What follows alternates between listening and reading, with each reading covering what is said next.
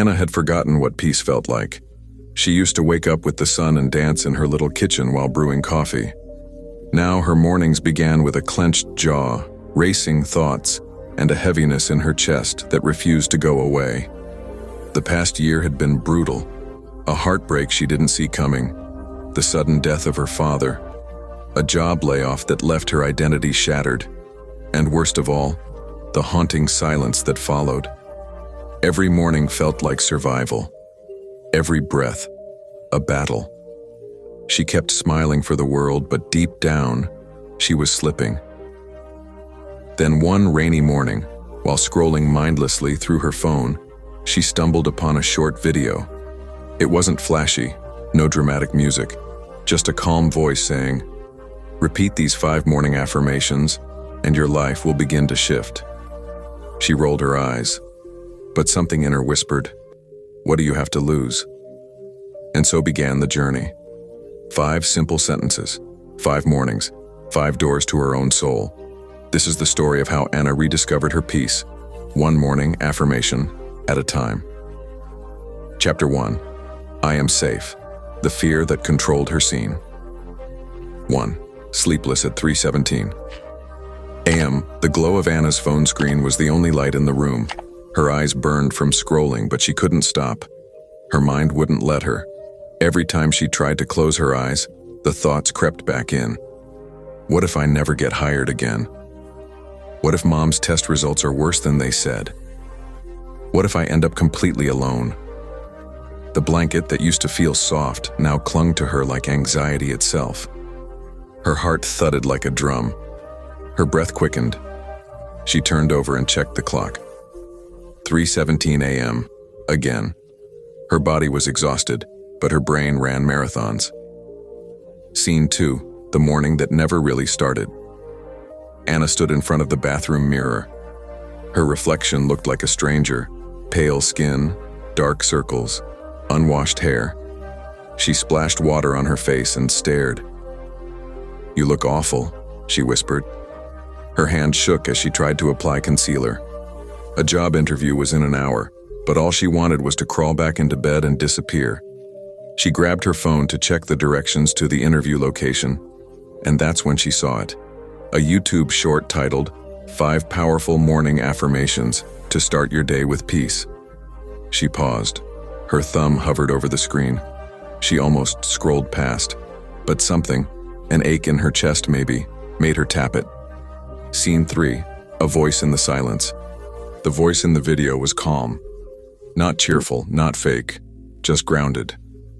"Say this with me," the voice said gently. "I am safe. I am safe. I am safe." Anna exhaled. The voice continued. "Repeat it even if you don't believe it, especially if you don't." She sat on her bed and said it aloud. "I am safe." It felt ridiculous. Her hands trembled, but for the first time in days, she noticed her shoulders lowered a little, her breath deepened, just a little. Something inside her softened. Scene 4, the interview and the breakdown. The interview didn't go well. Halfway through a question about team culture, Anna blanked out. Her heart started racing. Her mind screamed, "You're failing! Again!" She left early, pretending she had a headache. By the time she reached home, she collapsed onto the floor, face pressed against the carpet. "Why am I like this?" she sobbed. But then she remembered. That voice. That one line. She crawled to her bed, opened the video again, and replayed it. "I am safe," she whispered. "I am safe. I am safe." Tears ran freely this time, not from fear, but release. Scene 5. Digging into the past. That night, Anna journaled for the first time in months. She wrote, "Why don't I feel safe? When did this begin?" Memories surfaced. The childhood night her dad didn't come home. The time her ex screamed at her during an argument and left her sobbing in the bathroom. The morning she was laid off via email. No warning, no goodbye.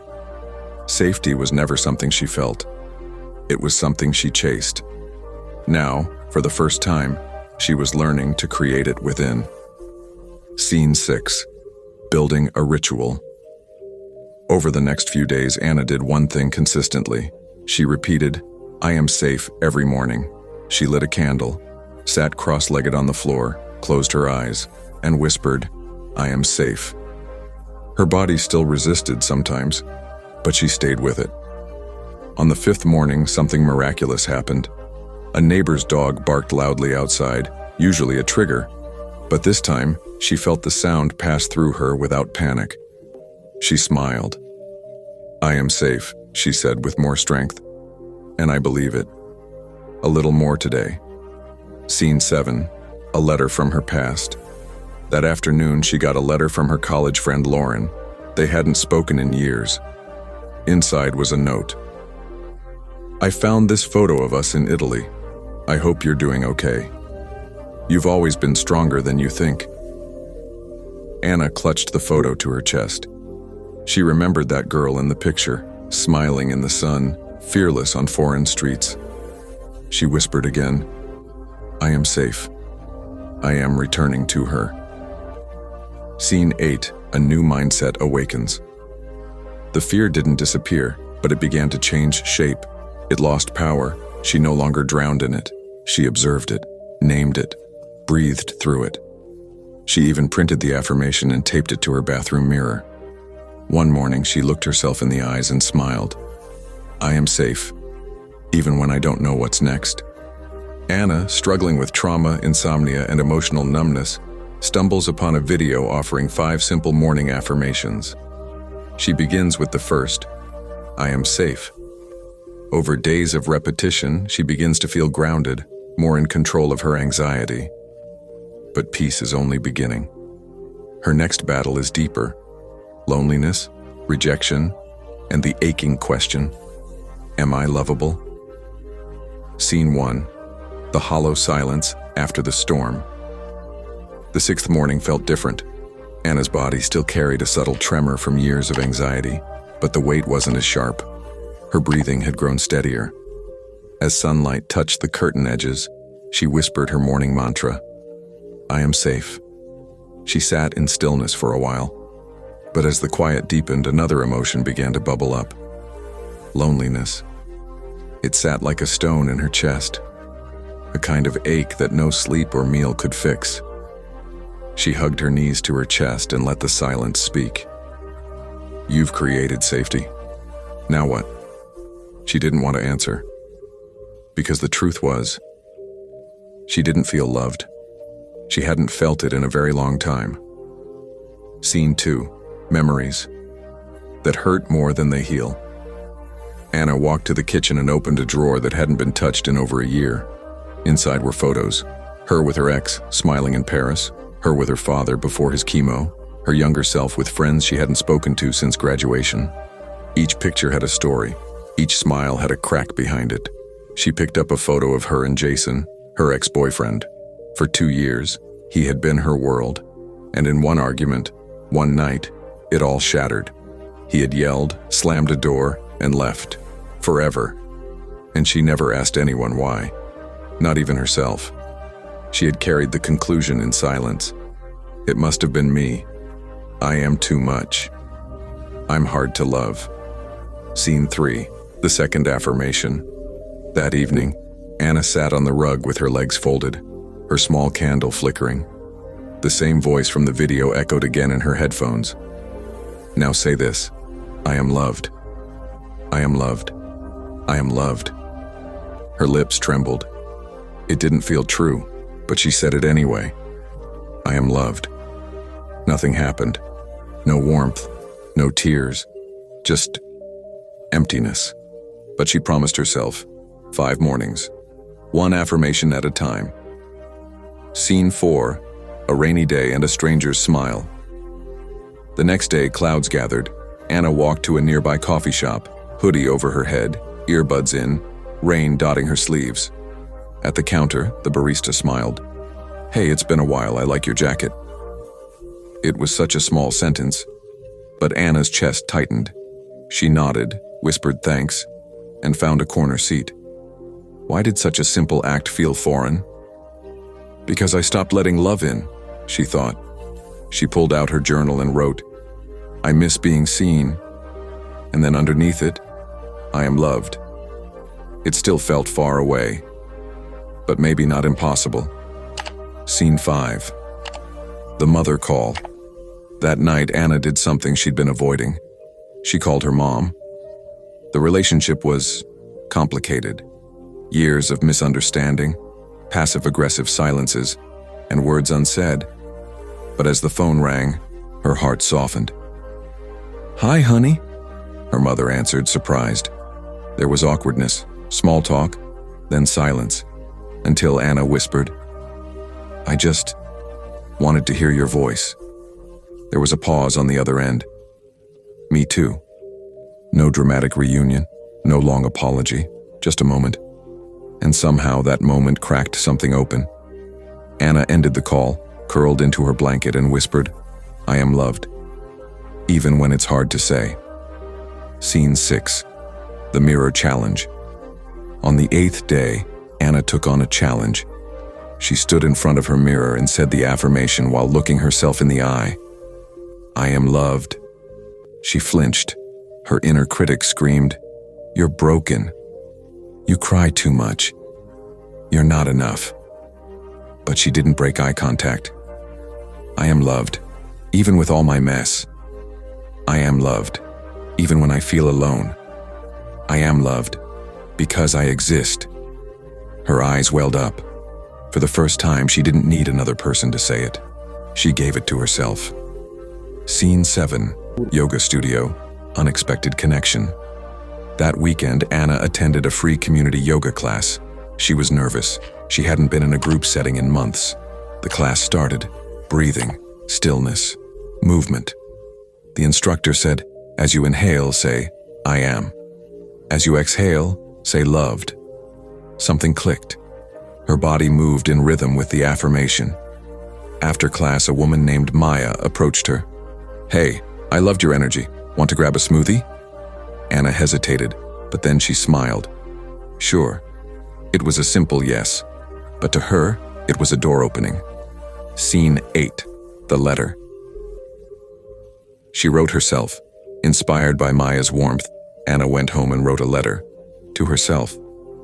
"Dear Anna, I know it's been hard. I know you've questioned your worth. You've begged for love in silent corners and blamed yourself for its absence. But hear this. You are not broken. You are not hard to love. You were just taught to seek validation from people who didn't know how to love themselves. You are loved. Right now. Without doing anything more. Me." She folded the letter and placed it in her journal. That night she slept like she hadn't in years. Scene 9. The ex reaches out. A week later, she received a text. "Jason. Hey, I just wanted to say I'm sorry for how things ended. I was dealing with stuff and I took it out on you. Hope you're okay." Her stomach flipped. But then something amazing happened. She didn't need the apology. She appreciated it, but it didn't define her anymore. "I am loved, with or without you," she replied. "Thank you. I hope you're healing too." And she meant it. Scene 10. The inner flame. Anna now had a morning ritual. Candle, deep breath, affirmation. I am safe. I am loved. Each repetition wasn't just a word, it was a reminder of truth, of identity, of healing. She wasn't completely whole, but she was getting there. And this time, she wasn't begging for love. She was blooming in it. Anna began repeating the affirmation, I am loved, and was forced to confront years of rejection, loneliness, and emotional wounds. Through slow healing, calls with her mother, new friendships, journaling, and finally self-forgiveness, she began to believe love didn't have to be earned. It already lived inside her. Now in Chapter 3, her battle shifts to the mind, the mental storms of overthinking, guilt, and regret. The third affirmation, I am present, leads her into a deeper layer of peace and mindfulness. Scene 1. The mind that wouldn't stop Anna was making tea, watching the steam rise from the kettle, when her mind suddenly wandered. What if I lose the job offer? Why did Maya take so long to text back? Did I say something weird at the yoga class? She shook her head. God, stop overthinking everything. Even as things improved on the outside, her thoughts refused to slow down. Her mind constantly jumped between past shame and future fear. That night she couldn't sleep. Again, the candle flickered weakly as she sat on the rug. I've felt safe. I've felt loved. But I can't stop thinking. The voice in her headphones came on, calm as ever. Now say with me, I am present. I am present. I am present. Scene 2, Mindfulness, 1001. The next morning, Anna went on a walk without music. No headphones, no podcast, just birds, wind, cars, feet on pavement. She noticed the sway of trees, the warmth on her cheek, the crack of a leaf under her shoe. She whispered, I am present. For those 10 minutes, her thoughts didn't control her. She didn't relive conversations or rehearse the future. She just was. Back home, she journaled, I don't have to solve everything today. I can be here, now. Scene 3, the cluttered room, the cluttered mind. She opened her closet to find an old sweater and was immediately buried under a pile of junk. Receipts, birthday cards from 5 years ago, empty gift boxes, tangled headphones. No wonder I can't think straight. She spent the day decluttering, every drawer, every shelf. With each bag she filled, her breath grew deeper. When she finally sat down that evening, she lit her candle and whispered, I am present. Not buried in the past, not worried about tomorrow. Here, now, this moment. Scene 4, the Stillness Challenge. Anna signed up for a 3-day guided meditation challenge online. Day 1, she made it 6 minutes before quitting. Day 2, she sat through 12. Her legs hurt, but her mind slowed. Day 3, she cried, not out of sadness, but release. I didn't know silence could be this loud. Each breath was a gentle tug pulling her back from the edge. Inhale, I am. Exhale, present. That rhythm began to live in her body. Scene 5, confronting the future spiral. At lunch with Maya, Anna shared that she might get a new job offer. That's amazing, Maya beamed. Yeah, Anna smiled nervously. But what if it's a toxic place again? What if I fail? Anna, you're not even there yet. They laughed. That night, Anna wrote on a sticky note and placed it above her desk. The present is all that's real. I will cross that bridge when I arrive. She repeated the affirmation again. I am present. She felt herself land back in her own body. Scene 6, a digital detox day. Anna decided to stay offline for 24 hours. No Instagram, no email, no news, no endless scrolling. She spent the day, cooking without recipes, painting badly but joyfully, sitting under a tree with a journal, listening to her breath. In the quiet, she met herself. I didn't realize how many voices filled my head that weren't even mine. By sunset, she felt lighter. I am present, not plugged in, not pulled apart, whole. Scene 7, the guilt trap from the past. While organizing files, Anna came across an old email she never replied to, from a former friend she had ghosted years ago after a fight. Her stomach twisted. I'm such a bad person. She probably hates me now. But instead of spiraling, she paused. She placed her hand on her chest and said, I am present. That means I can choose today. I'm not that same person anymore. I will do what I can, now. She wrote a heartfelt apology and sent it, not for forgiveness, but for peace. And peace came.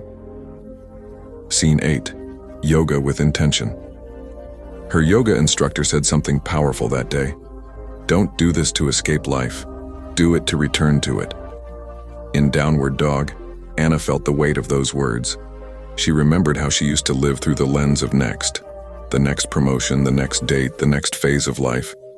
But what if this breath, this stretch, this heartbeat is enough? She walked home in silence and repeated, I am present. Not in a hurry, not looking back, just here. Scene 9, a new kind of night. Anna climbed into bed. No phone, no TV, no distractions. She stared at the ceiling and let herself feel. Lonely? A little? Grateful? Yes. Peaceful? Mostly. And that was more than enough. She whispered her affirmation one last time. I am present. I am in this moment. And this moment is okay. She closed her eyes and slept. Anna embraced the third affirmation. I am present. Through meditation, journaling, nature walks, and a digital detox, she began unlearning the habit of overthinking and returned to the now. But with awareness comes a new challenge: how to respond when life brings conflict and chaos. That's where the fourth affirmation leads her. Scene 1, the trigger. It started with a call. Her job recruiter left a voicemail. Hey Anna, there's been a delay in the hiring process. Might take another few weeks. Hang tight. Another delay. She'd been holding her breath for this job. She needed this role. Her savings were almost gone. Her rent was due. And now, this? Her heart began racing. Her chest tightened. Not again. Why is this happening? She wanted to scream, throw her phone, collapse. Instead, she walked to her candle, lit it, sat down. Her voice trembled. I choose peace. I choose peace. Even when I don't feel it yet. Scene 2. The fight with Maya. That evening, Maya texted her, Hey, sorry I forgot our brunch. Got busy. Rain check? Anna stared at her phone. Brunch had meant a lot. She felt abandoned, forgotten, rejected. The old version of her would have snapped, or ghosted, or spiraled. But now, she breathed. I choose peace. My emotions are valid, but I can express them with grace. She texted back, Hey, I was really looking forward to today. Let's talk soon? Maya replied instantly. I'm so sorry, Anna. I've been overwhelmed. Thank you for being kind. Anna smiled through tears. That felt like growth. Scene 3, the peace ritual. Anna added something new to her morning routine. After her 3 affirmations, she added, I choose peace. And she asked herself, what would peace look like today? What could disturb it? How can I return to it when chaos arrives? Peace wasn't an escape. It was a decision. Scene 4, the mental loop. During a grocery run, Anna bumped into someone from her past, Lauren, a college friend who'd once gossiped behind her back. They exchanged polite smiles and moved on. But Anna's mind reeled for hours. Was I rude? Does she still think I'm weak? Why does this still bother me?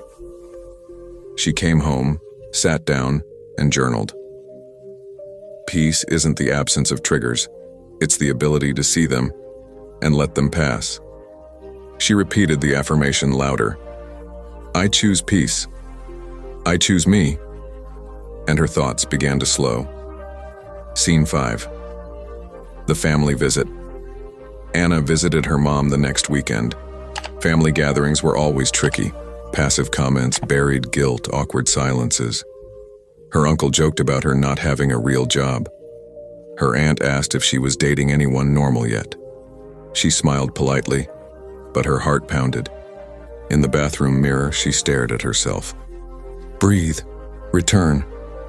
She closed her eyes and whispered, I choose peace. I don't have to absorb everything. I can just be. She left the bathroom, sat down at the table, and chose presence over defense. And in that space, she felt free. Scene 6, the argument with herself. One night, she couldn't sleep again. She felt lost, despite progress. Her mind whispered, You're pretending. None of this is real. She walked to her mirror, lit her candle, and stared. I'm not pretending, she whispered. I'm practicing. And I choose peace, even in this doubt. She placed her hand over her chest. I don't need to be perfect. I don't need constant validation. Peace is not out there. It's here. Scene 7, the rainstorm test. One afternoon, she was caught in heavy rain. No umbrella, soaked, late, cold. A month ago, she'd have panicked, complained, cursed the sky. Now she laughed, closed her eyes, let the rain hit her cheeks. She said out loud, I choose peace. even when plans fall apart. Even in the rain, strangers around her were rushing. She stood still and smiled. Scene 8, a text from her therapist. Her former therapist, Rachel, had randomly texted, "Hey Anna, I came across a quote and thought of you. Peace isn't always found. Sometimes it's created." Anna replied, "Thank you. I needed that today." She thought about how many times she used to wait for life to give her peace, through other people, through perfect outcomes, through control. Now, she was learning to choose it, even in uncertainty, especially there. Scene 9, the test, social media spiral. One morning she opened Instagram and saw friends traveling abroad, an ex with a new partner, strangers with dream jobs. The old pain rose up, comparison, jealousy, shame. She caught herself. This is not peace. She turned off her phone, sat down, breathed deeply. I choose peace over perfection, over competition, over proving anything. She opened her journal and wrote, "Their journey is not mine. I am enough as I am." Scene 10, the final shift. Anna was offered the job she'd been waiting on. Her hands trembled as she read the email. Excited, grateful, nervous. But what surprised her most? She didn't need the job to feel whole anymore. It was a bonus, not a requirement for peace. She sat with her tea, looked out the window and whispered, "I choose peace. Before the job. After the job. Because peace is who I'm becoming." Prologue. A sunrise like never before. Anna sat by the window wrapped in her beige cotton shawl, the first golden rays of sunlight stretching over the rooftops. She closed her eyes. For the first time in years, she felt quiet. Not just around her, but inside. No racing thoughts, no fear of the day ahead, just presence, just peace. She whispered aloud, "Today is a gift." And she truly meant it. Part 1, from routine to ritual. The soft bell of her alarm clock rang at exactly 6:12 a.m., not the jarring buzz of urgency she used to wake up to. No, this was different now. The soft, mindful chime reminded her gently, another chance to live fully, lovingly, calmly. Anna placed her feet on the ground and took a deep breath, the same breath she had practiced every morning for weeks. Inhale. Today is a gift. Exhale. I will unwrap it with peace. Her morning was no longer about checking her phone, rushing coffee, or scrolling through emails while brushing her teeth. Now, it was sacred. It was a ritual. She walked barefoot to the window, touched the morning light, and stood in silence. The room still smelled faintly of lavender from her diffuser. A new plant she'd brought home, her fiddle-leaf fig named Hope, stood proud in the corner. This was her new life. But how did it begin? With 5 words. Part 2, remembering the storm. As the day grew brighter, memories flickered through Anna's mind like echoes. She remembered when every morning felt like dread, when her alarm would go off and her first thought was, "I can't do this anymore." Back then, her thoughts ran wild before her feet even hit the floor. I'm late. What did I forget? Why is my chest so tight?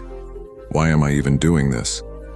It had taken just one video, an ordinary recommendation on YouTube titled 5 Morning Affirmations for Peace. She had clicked it out of desperation, but that click changed her life. Now those affirmations weren't just phrases, they were anchors. And today, she reached the final one. Today is a gift. It felt so simple, so basic. But as Anna had discovered, the most powerful truths often are. Part 3, shifting the mindset, one morning at a time. The magic didn't happen on day 1. On the first morning, she said, "Today is a gift." She didn't believe it. She looked around at her messy apartment, the bills on the counter, her pending job applications, and thought, gift? This? But she said it anyway. On day 3, she said it again. On day 5, she began to notice the air smelled different in the morning. Fresher, lighter. By day 10, she was waking up 10 minutes earlier, not out of force, but because she wanted to. By day 15, her friend Lucy called and said, "Anna, I don't know what changed, but your voice sounds different, softer, like calm." And by day 30, she wasn't just saying today is a gift, she was living it. Part 4. The Science of Gratitude and the Magic of It. Anna had done her research. As a lifelong overthinker, she couldn't help but Google everything. She discovered studies about gratitude, that it literally rewires the brain. One article read, "Gratitude increases dopamine and serotonin, the brain's feel-good chemicals, and strengthens neural pathways for positive thinking." That helped. But what helped more? Living it. She began keeping a journal titled Today's Gift. Each morning she would write just one sentence. "Today, the sun hit my balcony just right. Today, I made the best coffee ever. Today I spoke kindly to myself." It wasn't about huge moments. It was about noticing the tiny miracles, because life wasn't about waiting for big changes anymore. It was about witnessing the magic already here. Part 5. The challenge that tested it all. Life didn't stop challenging her just because she was healing. One Thursday morning, 2 months into her new routine, Anna received a phone call from her mother. Her dad, who she'd been estranged from for years, had a heart attack. He was in critical condition. The old Anna would have spiraled, overwhelmed, angry, afraid. But this time, she paused, breathed. She whispered, "Today is a gift, even if it hurts." And she got on the next flight home. She sat by her father's hospital bed, the beeping machines pulsing steadily. He was unconscious, pale, a shadow of the man she once knew. She reached for his hand, felt its warmth, and whispered, "I forgive you, and I hope you forgive me too." Tears welled, not from fear, but from love. He woke up the next morning, weak but alive, and the first thing he said with a smile, "I thought I was dreaming, seeing you." She replied softly, "No dream, just today. And today is a gift." Part 6. Sunrise. After the storm months passed, Anna found a remote job doing what she loved, writing for a mindfulness journal. She no longer forced herself into crowded commutes or toxic meetings. She hosted online workshops teaching others how affirmations changed her life. Not preachy, just sharing. From the heart. She called the series Unwrap Today. In her first Zoom session, people from all over the world joined. New York, Los Angeles, Austin, Seattle. One woman typed in the chat, "I didn't think something as simple as today is a gift would work, until I realized I'd forgotten how to be here. Thank you for reminding me." Anna smiled. She knew that feeling. Part 7. Her final affirmation, a daily choice. It's easy to forget that life is short, easy to get lost in worry, regret, comparison. But each morning, Anna chose otherwise. She chose presence. She chose gratitude. She chose peace. Because today is a gift isn't about ignoring your problems. It's about remembering you're still alive, still breathing, still becoming. That alone is a miracle. Final scene. A new day. Anna stepped outside. The air was cool. Birds chirped above. Children laughed in the park nearby. A barista waved at her from across the street. She held her coffee close, felt its warmth, and smiled at the sky. No noise, no urgency, no panic. Just the soft truth that she had finally embraced. Today is a gift, and she was finally ready to receive it.